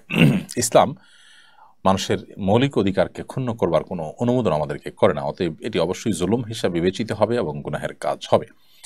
কোরআন হাদিসের কথা শুনলে গায়ের লোম দাঁড়িয়ে যায়, এর কারণ কি? লোম দাঁড়িয়ে যায় বলতে আপনি কি বোঝাতে চেয়েছেন আমি ঠিক জানি না। অনেক সময় এটি ব্ল্যাক ম্যাজিক ইত্যাদির কারণে, সেহের কারণে হয়ে থাকে, যে দেখা যায় মানুষের শরীরের পশম কোরআন কারীমের তেলাওয়াত শোনার পর উঠে যায়, দাঁড়িয়ে যায়, অস্বাভাবিক হয়ে যান, এরকম পরিস্থিতি অনেক সময় দেখা যায়। তো সেক্ষেত্রে আমাদের যেটি করতে হবে তা হলো কোনো রাকি শরণাপন্ন হতে হবে এবং রুকিয়া শরঈয়ার মাধ্যমে এই সমস্যার সমাধান করার চেষ্টা করতে হবে। আর অনেক সময় কোরআন কারীমের আয়াত বোঝার কারণে তার অর্থ আপনি বুঝলেন, সে মর্ম বুঝে জাহান্নামের বিবরণ রয়েছে, কিয়ামতের ভয়াবহতার উল্লেখ রয়েছে, সেই কারণে আপনার মধ্যে ভীত সন্ত্রস্ত ভাব হয়েছে, লোম দাঁড়িয়ে গেছে, সেটি হতে পারে। সেটি তো আলহামদুলিল্লাহ তাকওয়ার আলামত যদি কারোর হয় সেরকম। বাট সাধারণত অনেক সময় দেখা যায় অনেকে কোরআন কারীমের তেলাওয়াত সহ্য করতে পারেন না। তো এরকম যদি আযান সহ্য করতে পারেন না, এগুলো আপনার রুকিয়া রিলেটেড সমস্যার কারণে হয়ে থাকে। হাফিজা আক্তার লিখেছেন, অলসতা দূর করবার আমল কি? অলসতা দূর করবার জন্য প্রথমত দরকার হলো প্রচুর পরিমাণ মোটিভেশন। আপনি যেভাবে মোটিভেটেড হতে পারেন সেইভাবে মোটিভেশন নেওয়ার চেষ্টা করবেন। আর বিশেষভাবে একটি দোয়া নবী সাল্লাল্লাহু আলাইহি ওয়াসাল্লাম করতেন, সেই দোয়াটা আপনি পড়তে পারেন অলসতা থেকে পানাহ তিনি চাইতেন আল্লাহর কাছে, আল্লাহুম্মা ইন্নী আউযু বিকা মিনাল আজজি ওয়াল কাসাল ওয়া আউযু বিকা মিনাল আল্লাহুম্মা ইন্নী আউযু বিকা মিনাল বুখলি ওয়াল জুবন ওয়া আউযু বিকা মিনাল আজজি ওয়াল কাসাল ওয়া আউযু বিকা মিন গালাবাতিদ দাইনি ওয়া কাহরির রিজাল। কোন বর্ণনায় আল্লাহুম্মা ইন্নী আউযু বিকা মিনাল হাম্মি ওয়াল হাযান ওয়াল আজজি ওয়াল কাসাল, আল্লাহ আপনার কাছে টেনশন ডিপ্রেশন থেকে আমি পানাহ চাই এবং অক্ষমতা এবং অলসতা থেকে, কাসাল মানে অলসতা, সেখান থেকে পানাহ চাই। অতএব এই তো আল্লাহর কাছে আপনি নিবেদন করতে পারেন। আর এর বাইরে যারা কর্মচঞ্চল মানুষ, যারা অলস নন, সেরকম মানুষের সান্নিধ্য, তাদের সংস্রব, তাদের সাথে উঠা বসার মাধ্যমে মানুষের অলসতা দূর হয়। আবরার ফাহাদের হত্যাকারীদের কয়েকজন জেলে জসিমউদ্দিন রহমানের সাথে ছিলেন। তারা সবাই কোরআন কারীমের হাফেজ হয়ে গেছেন। তারা এখন ধার্মিক হওয়ার কারণে তাদের কৃত অপরাধের শাস্তি থেকে কি তারা ক্ষমা পেয়ে যাবে? শরিয়ার বিধান কি এক্ষেত্রে? আমাদের প্রচলিত বিধান তো নিশ্চয়ই আমরা জানি যে এখানে লঘু হওয়ার কোনো কারণ নেই, শাস্তি এর কারণে মওকুফ হয়ে যায় না প্রচলিত আইন অনুযায়ী। কিন্তু শরিয়ার যে বিধিবিধান সেটার আলোকেও আপনি ধার্মিক হয়ে গেলেই কাউকে খুন করলে আপনি সেই দায় থেকে মুক্ত হয়ে যাবেন না। আপনি ধার্মিক হয়েছেন, আল্লাহর কাছে প্রিয় পাত্র হওয়ার পথে আপনি এগিয়ে গেলেন, নিজেকে সংশোধন করলেন, এটা প্রশংসনীয় কাজ আলহামদুলিল্লাহ, কারণ আপনি সব পাবেন। বাট কোনো মানুষকে হত্যার সাথে যদি আপনি জড়িত থেকে থাকেন তাহলে শাস্তি আপনার উপর ঠিকই কার্যকর করা হবে। হ্যাঁ, যদি এমন হয় যে নিহত ব্যক্তির পরিবাররা আপনাকে ক্ষমা করে দেন, তারা তা আপনার কাছ থেকে যে কেসাস প্রাপ্য রয়েছে শরিয়ার বিধান অনুযায়ী হত্যার বদলে হত্যা, সেটি যদি তারা মওকুফ করে দেন, বলেন যে আমাদের কোনো দায় দাবি নেই, আমরা তাকে ক্ষমা করে দিলাম, তাহলে সেটি শরিয়া দৃষ্টিকোণ থেকে ক্ষমা হতে পারে। ইব্রাহিম খলিল জালালি আপনি লিখেছেন, আমাদের মসজিদের সামনে একটি 7 থেকে 8 বছরের পুরাতন পারিবারিক কবরস্থান আছে। মসজিদ সম্প্রসারণের প্রয়োজনে কবরের মালিক এটা মসজিদে দিয়ে দেয়। এখন এটার উপরে মসজিদ বানানো জায়েজ আছে কিনা? মসজিদের সামনে যে পুরাতন পারিবারিক কবরস্থান আছে, এই কবরস্থানে যদি দীর্ঘকাল পর্যন্ত কোনো কবর দেওয়া না হয়, অর্থাৎ যাদেরকে কবর দেওয়া হয়েছে তাদের অস্থি মজ্জা গোশত এগুলো মাটির সাথে মিশে গেছে, দেহ মাটির সাথে মিশে গেছে, এরকম যদি হয় তাহলে সেখানে মসজিদ সম্প্রসারণের অংশ হিসাবে ওইখানে আপনি স্থাপনা করতে পারেন, যদি এক্ষেত্রে কোনো ভিন্ন মত আছে। ইফতেহারা ইতি আপনি লিখেছেন, আমি কি হেঁটে হেঁটে বা কাজ করতে করতে দুরূদ পাঠ করতে পারবো? হ্যাঁ, অবশ্যই আপনি হেঁটে হেঁটে এবং কাজ করতে করতে দুরূদ পাঠ করতে পারবেন। দুরূদ পাঠ করার জন্য আপনাকে বসে বসেই পাঠ করতে হবে, কোনো বাধ্যবাধকতা নেই। তবে নবী করিম সাল্লাল্লাহু আলাইহি ওয়াসাল্লাম দুরূদ পাঠ সন্দেহাতীতভাবে যত মনোযোগের সাথে করবেন, যত সুন্দরভাবে করবেন, তত বেশি আপনার এটার সুফল আপনি পাবেন। এরপর প্রশ্ন হলো, টিপ নিয়ে কটাক্ষের অজুহাতে এক পুলিশ কর্মকর্তাকে অব্যাহতি দেওয়া হয়েছিল। আসলেই সেই পুলিশ সদস্য এরূপ মন্তব্য করেছেন কিনা প্রমাণিত নয়, তবু তাকে তড়িৎ বরখাস্ত করা হয়। যারা বিগত রেজিমে এরূপ অন্যায়ের শাস্তি পেয়েছেন তাদের পরে বর্তমান সরকারের কি পদক্ষেপ নেওয়া উচিত বলে মনে করেন? আমরা একটু আগে একটা প্রশ্ন উত্তরে একই ধরনের প্রশ্ন পেয়েছি এবং সে উত্তর আমরা বলেছি যে অবশ্যই যারা মাজলুম হয়েছেন তাদের অধিকার তাদেরকে ফিরিয়ে দেয়া কর্তব্য। কারণ কোনো সুশাসন প্রতিষ্ঠার আলামত হলো যারা আগে অপশাসনের কারণে জুলুমের শিকার হয়েছেন তাদের অধিকার তাদেরকে ফিরিয়ে দেওয়া। অতএব এই ক্ষেত্রেও আপনি যেটা বলেছেন যে তিনি করেছেন কিনা প্রমাণিত নয়, আপনার সাথে আমি একটু দ্বিমত পোষণ করি। আমি তখনকার পত্রপত্রিকা দেখেছি যে তখনকার তদন্ত কমিটিতে তিনি নির্দোষ প্রমাণিত হয়েছেন, অর্থাৎ তিনি আসলে এরকম টিপকে কটাক্ষ করে কোনো কিছু বলেননি, এটি কিন্তু তদন্ত দ্বারা প্রমাণিত হয়েছে। তারপরও যেহেতু আওয়াজ উঠেছে, তৎকালীন শাসকবর্গ দাড়ি বিশিষ্ট সেই পুলিশ সদস্যর প্রতি অবিচার করেছেন, অতএব তাকে চাকরিতে পুনর্বহাল করা উচিত। এটি বর্তমান যারা দায়িত্বশীল আছেন তাদের কর্তব্য বলে আমি মনে করি। বাচ্চা মৃত অবস্থায় জন্মগ্রহণ করলে জানাজা দিতে হবে কি না? বাচ্চা যদি মৃত অবস্থায় জন্মগ্রহণ করে, মৃত বাচ্চা জন্মগ্রহণ করলে সেই বাচ্চার জানাজা আমরা দেব কিনা, ফোকাহায়ে আহনাফের মতে মায়ের পেট থেকেই যদি মৃত অবস্থায় জন্মগ্রহণ করে, তবুও তার তবে সেক্ষেত্রে তার জানাজা নেই। যদিও অন্যান্য ফুকাহে কেরাম যারা আছেন হাম্বলি ফকিহদের মতে আপনার মায়ের পেট থেকেও যদি মৃত বের হয় তারপরও তার জানাজা দিতে হবে। আরটিএন মোহাম্মদ রাজু খান আপনি লিখেছেন আইডি থেকে, কাউকে উঠে দাঁড়িয়ে সম্মান জানালে কি শিরিক হবে? না, শিরিক বলা যাবে না, তবে এটা নিয়ে আমাদের ইখতিলাফ আছে। অনেক উলামায়ে জায়েজ বলেন বিভিন্ন হাদিসের কারণে, আবার অন্য কিছু হাদিসের আলোকে অনেক ওলামায়ে কেরাম এটিকে নিষেধও করেন। কারণ নবী করিম সাল্লাল্লাহু আলাইহি ওয়াসাল্লাম দাঁড়িয়ে সম্মান জানানোকে অপছন্দ করতেন বলে বিভিন্ন বর্ণনা রয়েছে। কিন্তু আবার কোনো কোনো বর্ণনা থেকে এটিকে অনেক ওলামায়ে কেরাম সাব্যস্তও করেন। তবে দাঁড়িয়ে সম্মান জানালে যে শিরক হবে ব্যাপারটা, সেরকম কেউ কিন্তু বলেননি। আরিফুল হক লিখেছেন, কিভাবে দুশ্চিন্তা দূর করব? দুশ্চিন্তা দূর করবার জন্য আপনি দোয়া পড়তে পারেন, আল্লাহুম্মা ইন্নী আউযু বিকা মিনাল হাম্মি ওয়াল হাযান ওয়াল আজজি ওয়াল কাসাল ওয়া আউযু বিকা মিন গালাবাতিদ দাইনি ওয়া কাহরির রিজাল। আল্লাহ আপনার কাছে হাম এবং হাজান অর্থাৎ টেনশন, ডিপ্রেশন, পেরেশানি থেকে আমরা পানাহ চাই, আশ্রয় চাই। আল্লাহর আশ্রয় চাওয়া এটা হলো সবচেয়ে বড় উপায় ডিপ্রেশন দূর করবার জন্য। এর পাশাপাশি ইস্তেগফার এবং দুরূদ বেশি বেশি পাঠ করাও ডিপ্রেশন দূর করার অন্যতম উপায়। স্বপ্ন তারা আইডি থেকে আপনি লিখেছেন, স্বামীর পকেট থেকে মাঝে মাঝে না বলে প্রয়োজন মতো টাকা নেই, বলে নিলে দিতে চায় না, তাই না বলে নেই, এটা নেওয়া জায়েজ হবে কিনা? আপনার মৌলিক প্রয়োজন যেটি, যেমন আপনার চিকিৎসা, আপনার অন্ন বস্ত্র, যেটি একান্ত প্রয়োজনীয়, শখে না, যেটি না হলে নয়, আপনার বেঁচে থাকবার জন্য যা প্রয়োজন হয়, সেটা যদি স্বামী না দেন, কৃপণতা করেন, তাহলে সেক্ষেত্রে আপনি সেটি তার অজান্তে তার পকেট থেকে নিতে পারেন। কিন্তু শখের বশত বা যেটা মৌলিক প্রয়োজন নয় এরকম কোনো কাজের জন্য স্বামীর পকেট থেকে তাকে না বলে আপনি টাকা নিতে পারবেন না। তিনি যদি না দেন, নেবেন না, আপনি অন্য কোনো উপায় অবলম্বন করবেন। কিন্তু তাই বলে অর্থাৎ আপনি উপার্জন করবেন বা অন্য কোনোভাবে টাকা কালেক্ট করবেন, তাই বলে স্বামীর অজান্তে তার থেকে টাকা নেওয়া যায় না। যদি কখনো নিয়েও থাকেন, সেটা পরবর্তীতে তাকে বলে তার সম্মতি আদায় করে নিতে হবে। এমনি সোহেল রানা লিখেছেন, বাচ্চা হওয়ার কতদিন পরে স্ত্রীর সাথে সহবাস করা যাবে? বাচ্চা হওয়ার পর সর্বোচ্চ 40 দিন পর্যন্ত স্ত্রীর সাথে সহবাস করা যাবে না, তারপরে আপনি সহবাস করতে পারবেন। আর যদি ব্লিডিং, যেটা বাচ্চা হওয়ার পরবর্তী ব্লিডিং, এটা যদি 40 দিন আগে বন্ধ হয়ে যায়, সেটা 20 দিন, 25 দিন, 30 দিন, যে কোনো সময় বন্ধ হয়ে যাবে, তারপর থেকে আপনি স্বামী স্ত্রী সুলভ সম্পর্ক করতে পারবেন। যদি সেটি বন্ধ না হয়, ব্লিডিং হতে হতে 40 দিনও ক্রস করে যায়, তাহলে 40 দিনের পরে আপনি শারীরিক সম্পর্ক করতে পারেন। অর্থাৎ এই ব্লিডিংয়ের কারণে শারীরিক সম্পর্ক করা নিষেধাজ্ঞা, এটি সর্বোচ্চ 40 দিন পর্যন্ত চলবে, তবে সর্বনিম্নটা 5 দিন হতে পারে, 10 দিন হতে পারে। এমডি মহিন উদ্দিন শায়েখ আপনি লিখেছেন, জেনারেল লাইনে পড়া নববিবাহিতদের জন্য পরামর্শ দিন, কিভাবে সুখী দাম্পত্য জীবন যাপন করা যায়? কোন বই সাজেস্ট করতে পারেন? জেনারেল লাইনে নববিবাহিত স্বামী স্ত্রীদের জন্য সুখী দাম্পত্য জীবনের জন্য অনেকগুলো বই বাজারে বের হয়েছে। শেখ মোহাম্মদ সাল্লাহ আল মুনাজ্জিদ হাফিজাহুল্লাহর একটি বই আছে, তারপর বাজারে আপনার সমকালীন বয়ান, তারপরে সমর্পণ, এই সমস্ত প্রকাশনীগুলোর অনেক ভালো ভালো সুন্দর সুন্দর বই আছে নবদম্পতির জন্য এবং দাম্পত্য জীবন সুখে থাকবার জন্য। সেই বইগুলো আপনি কালেক্ট করে নিতে পারেন। লেখক আতিকুল্লাহ ভাইয়ের ভালো ভালো কিছু বই আছে চমৎকার, সেগুলো সংগ্রহ করতে পারেন। এমডি মোতাহার কক্স এই আইডি থেকে আপনি লিখেছেন, মসজিদের মাইকে মৃত্যুর সংবাদ ঘোষণা দেওয়া যায় আছে কিনা? মসজিদের মাইক সাধারণত যারা দান করে বা মসজিদের মাইক কেনার জন্য স্পন্সর হন, তারা এটা দিয়ে যে কোনো ভালো কাজ করুন, ওয়াজ নসিহত, আজান, নামাজ সবগুলোর জন্যই দিয়ে থাকেন। তো মসজিদে মৃত মানুষের জানাজা, মৃত মানুষের সংবাদ তো মসজিদ থেকে, এটা কোনো দুনিয়াবি একটা বিষয়, এটা তো আসলে মসজিদ থেকে দেওয়া যায় না। কিন্তু জানাজার ঘোষণা যদি হয় যে হ্যাঁ অমুক মারা গেছেন, তার জানাজা এই টাইমে, মূলত জানাজার ঘোষণা দেওয়ার জন্য যদি আপনি মাইকে দেন, তা ঘোষণা দেন, তাহলে সেটা জায়েজ আছে, সমস্যা নেই ইনশাআল্লাহ তাআলা। এরপরে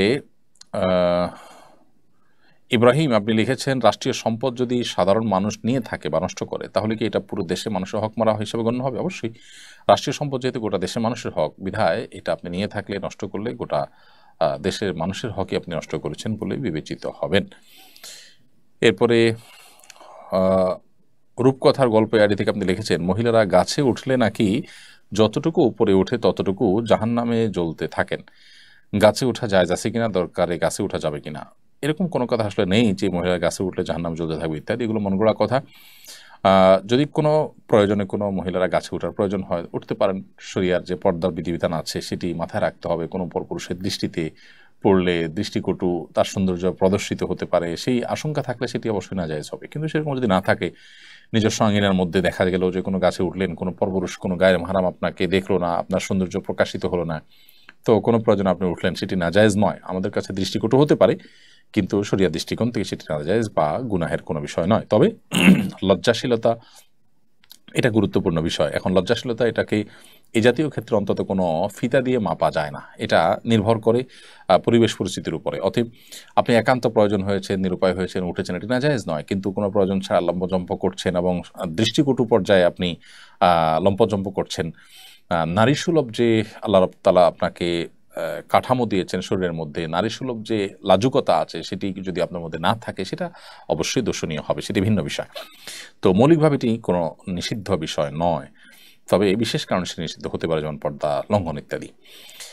জহির ইসলাম আপনি লিখেছেন, যদি জুমার নামাজ পড়ার সুযোগ না পাই তাহলে কি করব? জুমার নামাজ পড়ার সুযোগ যদি না পান, এমন কোনো চাকরি যদি আপনার করা লাগে যে চাকরিতে জুমার নামাজ পড়তে না পারেন, তাহলে সেক্ষেত্রে আপনি অবশ্যই সেই চাকরি ছেড়ে দিবেন। কারণ যে চাকরি করতে গিয়ে জুমার নামাজ পড়তে পারবেন না, ফরজ বিধান আদায় করতে পারবেন না, আপনাকে গুনাহে লিপ্ত হতে হবে, সেই চাকরি করা আপনার জন্য শরিয়া দৃষ্টিকোণ থেকে জায়েজ নাই। কারণ মুসলমান তার জন্য নামাজটা হলো বাঁচা মরার মতো, অর্থাৎ আমার জীবন রক্ষার জন্য নিঃশ্বাস গ্রহণ করা, শ্বাস প্রশ্বাস গ্রহণ করা যেরকম গুরুত্বপূর্ণ, ঠিক একইভাবে আমার নামাজ পড়াটা আমার ঈমান রক্ষার জন্য সেরকম গুরুত্বপূর্ণ। সো আমার যদি নিঃশ্বাস বন্ধ করে কেউ ডিউটি করতে পারে, সেটা যেরকম আমার কাছে মোটেও গ্রহণযোগ্য হবে না, ঠিক একইভাবে আমার নামাজ পড়ার সুযোগ বন্ধ করে দিয়ে কেউ আমাকে ডিউটি করতে বলে, সেটা আমার কাছে কখনো গ্রহণযোগ্য হতে পারে না। সেটা যত লোভনীয় চাকরি হোক না কেন, আপনি চাকরি সুইচ করে অন্য কোথাও উপার্জনের জন্য যাওয়ার চেষ্টা করবেন। আকাশ ইসলাম আপনি লিখেছেন, নামাজের মধ্যে সূরা ফাতিহার পরে নামাজ লম্বা করার জন্য সূরা ফাতিহার পর 2টি অথবা 3টি অথবা একাধিক সূরা মেলানো যাবে কিনা? উত্তর হলো যাবে। নামাজের পর সূরা ফাতিহার পর যে সূরা মেলানোর অপশন আছে, সেখানে আপনি 2টা-3টা সূরা পাঠ করতে পারেন, একটা সূরা বারবার পাঠ করতে পারবেন, কোনো অসুবিধা নেই। আমাদের সমাজে অনেকেই বলতে শোনা যায় কেরোসিন তেল নাপাক। এই কথার বাস্তবতা কতটুকু? কেরোসিন তেল কি আসলে নাপাক? না, কেরোসিন তেল আসলে নাপাক নয়। কেরোসিন তেল লেগে গেলে শরীর কাপড় নাপাক হয়ে যাবে, এটা সেরকম না। তবে হ্যাঁ, এখানে একটা বিষয় হলো যে কেরোসিন তেল এর যে দুর্গন্ধ, এই দুর্গন্ধ নিয়ে আপনি নামাজে দাঁড়াবেন না, মসজিদে অন্তত যাবেন না। কারণ মসজিদে আপনি যদি যান দুর্গন্ধ নিয়ে, তাহলে সেক্ষেত্রে মসজিদে ফেরেশতারা অবস্থান করে, মানুষ আছেন, তাদের কষ্টের কারণ হবে। সেজন্য দুর্গন্ধ লাগলে সেটা ধুয়ে দূর করে বা যে কোনোভাবে সেই দুর্গন্ধের ওখানে সুগন্ধি দিয়ে আপনি দূর করে তারপর যাবেন। কিন্তু লেগে গেলে সেটা নাপাক হয়ে যাবে, ব্যাপারটা সেরকম না। ধরুন কেরোসিন লেগেছে, আপনি ধন নাই, শুকায় গেছে, দুর্গন্ধ নাই, কিংবা স্প্রে করে আপনি দুর্গন্ধ দূর করে ফেলেছেন, সো এটা নিয়ে নামাজ পড়তে পারবেন, কোনো অসুবিধা নেই। তাহলে কেরোসিন তেল নাপাক এরকম ধারণা সঠিক নয়। তবে এটার দুর্গন্ধ নিয়ে মসজিদে যাওয়া অনুচিত। কারণ নবী করিম সাল্লাল্লাহু আলাইহি ওয়াসাল্লাম বলেছেন, তাতাআজ্জাল মালাইকা বিমা ইয়াতাআজ্জা বিহি বানু আদম। আদম সন্তান যেসব কারণে কষ্ট পায়, ফেরেশতারাও এসব কারণে কষ্ট পায়। অতএব দুর্গন্ধের কারণে মানুষ যেরকম কষ্ট পায়, দুর্গন্ধের কারণে ফেরেশতারাও কষ্ট পায়। যেন নবী করিম সাল্লাল্লাহু আলাইহি ওয়াসাল্লাম কাঁচা পেঁয়াজ কেউ খেলে সেটা মুখে নিয়ে, সেই দুর্গন্ধ মুখে নিয়ে মসজিদে আসতে নিষেধ করেছেন। কারণ মসজিদে ফেরেশতারা এবং মানুষের কষ্টের কারণ হবে সেই দুর্গন্ধের কারণে। এই জন্যই ইসলাম আমাদেরকে সামাজিক বিষয়গুলোকে খুব গুরুত্বের সাথে দেখতে বলে। আমাদের কারণে কারো কষ্ট হতে পারে, সেটা ইসলাম চায় না। ইসলাম কতটা আধুনিক, কতটা স্মার্ট আমাদেরকে করেছে যে আজ থেকে 1400 বছর আগের বাস্তবতা, মানুষ যখন এতটা পরিচ্ছন্ন থাকার ব্যাপারে গুরুত্ব আরোপ করতে পারতো না, মরুভূমিতে যেখানে পানির ব্যবস্থা খুব বেশি ছিল না, খাদ্য জোগাড় করা যেরকম কঠিন, পানি জোগাড় করা সেরকম কঠিন একটা ব্যাপার ছিল, সেই সমাজেও আমাদেরকে এতটা পরিচ্ছন্ন, এতটা দায়িত্বশীল এবং এতটা অন্যদের প্রতি সচেতন থাকার নির্দেশনা আমাদেরকে দিয়েছে। অতএব একজন মুসলমান তিনি সর্বোচ্চ চেষ্টা করবেন তার দ্বারা কারো কোনো কষ্ট না হয়, কোনো অসুবিধা না হয়, সেই বিষয়টি যেন নিশ্চিত হয়। এরপরে প্রশ্ন হলো, মুসলমান বানানোর উদ্দেশ্যে কোনো হিন্দু মেয়ের সাথে প্রেম করা জায়েজ হবে কিনা? না, কোনো অন্য ধর্মাবলম্বী মেয়েকে ইসলাম ধর্মে দীক্ষিত করবেন সে আশায় তার সাথে হারাম সম্পর্ক করলেন, হারাম রিলেশন করলেন, এটা জায়েজ না। এটা শয়তানের এক ধরনের ধোঁকা। আপনি তাকে ইসলামে দাখিল করাবার জন্য নানাভাবে দাওয়াতি কাজ করতে পারেন, নানাভাবে উৎসাহ দিতে পারেন, উদ্দীপনা দিতে পারেন, প্রেরণা দিতে পারেন, অন্য মহিলাদের মাধ্যমে দাওয়াতি কাজ করতে পারেন, নিজে দাওয়াতি কাজ করতে পারেন, নিজের যে আপনার পুত পবিত্রতা সেটাকে আপন জায়গায় বজায় রেখে। কিন্তু মুসলমান অজুহাত দিয়ে আপনি গুনাহে লিপ্ত হয়ে গেলে, এটা হলো গাছের গোড়া কেটে আগায় পানি দেওয়ার মতো। নিজে গুনাহে লিপ্ত হলেন, এটা ইটসেলফ একটা পাপের কাজ। অতএব পাপের কাজ করে আর একটা ভালো কাজ তার মাধ্যমে করতে পারেন না, এটা আল্লাহর কাছে গ্রহণযোগ্য হবে না। এরপরে ফ্লোরাল মন এআইডি থেকে আপনি লিখেছেন, কেউ যদি নামাজ পড়া অবস্থায় মারা যান তখন তো সে পবিত্র অবস্থায় থাকে, তাহলে সে অবস্থায় কি তাকে দাফন করা যাবে নাকি তাকে আবার নতুন করে গোসল দিতে হবে? কেউ যদি নামাজ অবস্থায় মারা যান তো আলহামদুলিল্লাহ এটা ভালো, প্রশংসনীয় বিষয়, কিন্তু এর মানে এই না যে তাকে গোসল দিতে হবে না। দাফনের জন্য আলাদা গোসল দেওয়ার নির্দেশনা রয়েছে, শরীর পাক থাকুক অথবা নাপাক থাকুক। নাপাক থাকলে তো বটেই, এমনকি সাধারণ পাক অবস্থায়ও ওযু অবস্থায় যদি কেউ মারা যায় তারপরে তাকে গোসল দিতে হবে। এটা কাফন দাফনের অংশ, সেই হিসাবে গোসল দিতে হবে। এটা তিনি অপবিত্র তাই পবিত্র করা হচ্ছে, এটি জরুরি না। এমএস মোকাররম লিখেছেন, বাবা যদি শরীয়ত বিরোধী কাজে লিপ্ত থাকেন, পরিবারের কথা না শুনেন, এক্ষেত্রে সন্তানের করণীয় কি? সন্তান বাবাকে বোঝাবেন, অন্য কাউকে দিয়ে বোঝাবার চেষ্টা করবেন, আল্লাহ তাআলার কাছে দোয়া করবেন। তাও যদি না হয়, বাবার সাথে দুর্ব্যবহার করবেন না। আল্লাহ সুবহানাহু ওয়া তাআলা এই ব্যাপারে আমাদেরকে সতর্ক করেছেন যে আমরা বাবার কল্যাণ কামনা করব, বাবার প্রতি সদাচরণ করব, কিন্তু দুর্ব্যবহার আমরা করতে পারি না। এমডি নয়ন আপনি লিখেছেন, নামাজের পরে যদি দেখি প্রস্রাবের রাস্তা দিয়ে হালকা পানি এসেছে, বাইরে বের হয় নাই, তাহলে করণীয় কি? পানি বের হয়েছে, মুখে এসে আছে, এটুকুর কারণে আপনি নাপাক হয়ে যাবেন, এবং নামাজের মধ্যে যদি এটি এসে থাকে তাহলে সেক্ষেত্রে আপনার ওই নামাজটা আবার পড়তে হবে। আর যদি নামাজের পরে বের হয় তাহলে আর ওই নামাজ দোহরাইতে হবে না। অম্ময় কুলসুম এর থেকে আপনি লিখেছেন, নফল তওয়াফের সময় মেয়েদের মুখ ঢেকে রাখা কি জায়েজ আছে? হ্যাঁ, অবশ্যই নফল তওয়াফের সময় মুখ ঢেকে রাখতে পারেন, কারণ আপনি ইহরামরত নাই, অতএব বরং অন্যান্য পুরুষদের মধ্যে আপনি মুখ ঢেকে রাখতে পারেন, রাখবেন, নেকাব পরবেন, সেটাই বরং স্বাভাবিক। হ্যাঁ, যদি আশপাশে কোনো পুরুষ না থাকে তাহলে ঢেকে রাখা আবশ্যক না, তবে ঢেকে রাখার বিধান এখানে প্রযোজ্য হবে যদি অন্যান্য পুরুষরাও আশেপাশে থাকেন। মাটির দেহ আইডি থেকে আপনি লিখেছেন, আমি একজন যুবক, একটা স্কুলে পড়ি, আমাদের স্কুলে জোহরের নামাজের জন্য বিরতি দেওয়া হয় না, স্কুল ছুটি হয় 2টা 30 মিনিটের সময়, এখন আমার করণীয় কি? 2টা 30 মিনিটেও জোহরের ওয়াক্ত কোনো কোনো মৌসুমে থাকার কথা থাকে, আপনি তখনও নামাজ পড়ে ফেলতে পারেন। আপনি একা হলে একাই ছুটি নেবেন টিচার থেকে, এবং প্রতিষ্ঠানে জোহরের নামাজের জন্য ছুটি আদায় করে নেওয়ার জন্য মুসলিম শিক্ষার্থীদেরকে নিয়ে আপনি প্রশাসন, আপনার কর্তৃপক্ষ, তাদের উপরে জোর দাবি জানাবেন এবং এটা আদায় করে নেবেন। প্রয়োজনে আপনার শিক্ষা প্রতিষ্ঠান পরিবর্তন করবেন, সুইচ করবেন, কিন্তু তাই বলে ফরজ নামাজের ব্যাপারে ছাড় দেওয়ার সুযোগ আসলে মুসলমানের কিন্তু নেই। এমদাদুল্লাহ মারজান আপনি লিখেছেন, কাউকে ঋণ দেওয়ার পর যদি পরিশোধ করতে না পারে তাহলে নিজের জাকাতের টাকা প্রদান করে তার কাছ থেকে ঋণের পাওনা টাকা নেওয়া যাবে কিনা? কাউকে ঋণ দেওয়ার পর যদি আপনি পরিশোধ করতে না পারেন তাহলে সেক্ষেত্রে ঋণ দেওয়ার পর কাউকে ঋণ দেওয়ার পর যদি পরিশোধ করতে না পারে, হ্যাঁ বুঝতে পেরেছি, আপনি ঋণ দিয়েছেন, তিনি আপনাকে পরিশোধ করতে পারছেন না, গরিব অভাবী হয়ে গেছেন, তখন আপনি তাকে জাকাতের টাকা দিতে পারেন। জাকাতের টাকা দেওয়ার পর এবার তার কাছ থেকে আপনি আপনার ঋণের টাকাটা বুঝে নিতে পারেন, অসুবিধা নেই।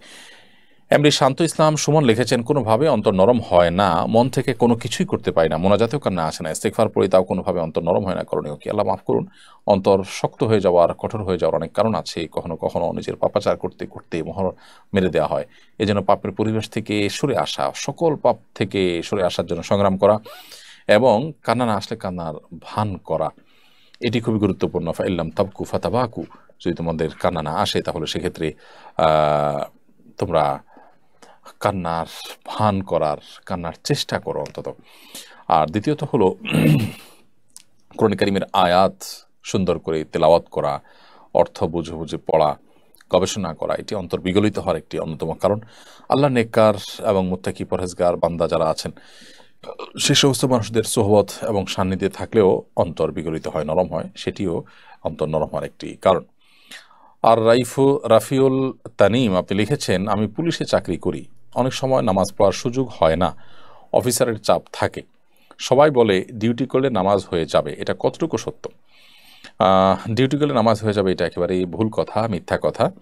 আপনি একজন মুসলিম হিসেবে আপনাকে সময়মত নামাজ অবশ্যই পড়তে হবে। ইন্না সলাতা কানাত আল মুমিনিনা কিতাব মাওকুতা, নিশ্চয়ই ইমানদারদের জন্য সালাতকে আল্লাহ তাআলা নির্দিষ্ট সময় পড়াটাকে ফরজ করে দিয়েছেন, বিধায় আপনি দুনিয়াবি ডিউটি করলে না নামাজ আদায় হয়ে যাবে, এটি একেবারে মূর্খতা সুলভ, অজ্ঞানতা সুলভ কথা। নামাজের দায় থেকে আপনি মুক্ত হবেন না, আপনাকে নামাজ আদায় করতে হবে ঠিকই। যদি নামাজ আদায় করতে না পারেন, নিয়মিত আপনার এই অসুবিধা হয়, তাহলে আপনি সে চাকরি ছেড়ে দিতে হবে আপনাকে। হালাল রুজির জন্য, বেঁচে থাকার জন্য মানুষ অনেক উপায় অবলম্বন করতে পারে, কিন্তু নামাজের কোনো বিকল্প কিন্তু নেই, অতএব আপনাকে আদায় করতে হবে। এমডি হাফেজ সজীব ইমাম লিখেছেন, ইমাম সাহেব এহরামের সাথে জড়িত সরি ইমাম সাহেব হারামের সাথে জড়িত এই কথা জানার পরও তার পিছনে ইক্তেদা করে নামাজ পড়লে নামাজ হবে কিনা? নামাজ হয়ে যাবে, কিন্তু যদি এর চাইতে ভালো ইমাম পান, কোনো মসজিদের আশেপাশে তার কাছে নামাজ পড়তে পারেন, তার পিছনে নামাজ পড়তে পারেন। আর সাধারণত এই ধরনের ইমাম যিনি হারামের সাথে জড়িত, তাকে মসজিদ কর্তৃপক্ষ তাকে বাদ দেওয়া, ভালো ইমাম তার জায়গায়, বিশেষ করে প্রকাশ্যে গুনাহে লিপ্ত এরকম মানুষকে বাদ দেওয়া তাদের কর্তব্য, এবং তাকে বাদ দেওয়ার জন্য মুসল্লিগণ চাপ সৃষ্টি করতে পারেন, করা উচিত তাদের। বাট নামাজ যদি পড়ে ফেলেন তার পিছনে নামাজ আদায় হয়ে যাবে। প্রিয় দর্শক, দেখতে দেখতে আমরা অনুষ্ঠানের একেবারে শেষ প্রান্তে চলে এসেছি। 1 ঘন্টার বেশি সময় আমরা আপনাদের সঙ্গে ছিলাম। আজ অনেকগুলো প্রশ্ন উত্তর দেওয়ার চেষ্টা করেছি। না সবতু ফামিন আল্লাহ, সঠিক কিছু আমি বলে থাকলে সেটি আল্লাহর তরফ থেকে, ওয়াইন আখতাতু ফামিন্নী ওয়া মিনাশ শাইতান, যদি ভুল কিছু বলে থাকি তবে সেটি আমার এবং শয়তানের তরফ থেকে হয়েছে। আল্লাহ তাআলা আমাদের সকলকে প্রত্যেকটি ভালো কথা, দরকারি কথা, প্রয়োজনীয় বিষয়কে বুঝে বুঝে আমল করার তৌফিক দান করুন। আজ পর্যন্ত ইনশাআল্লাহ দেখা হবে, কথা হবে আগামী জুমাবারে আবার একই সময়। সে পর্যন্ত আল্লাহ তাআলা আমাদের সবাইকে ভালো রাখুন। জাযাকুমুল্লাহু খাইরা। আসসালামু আলাইকুম ওয়া রাহমাতুল্লাহি ওয়া বারাকাতুহু। আসুন্নাহ ফাউন্ডেশন, উম্মার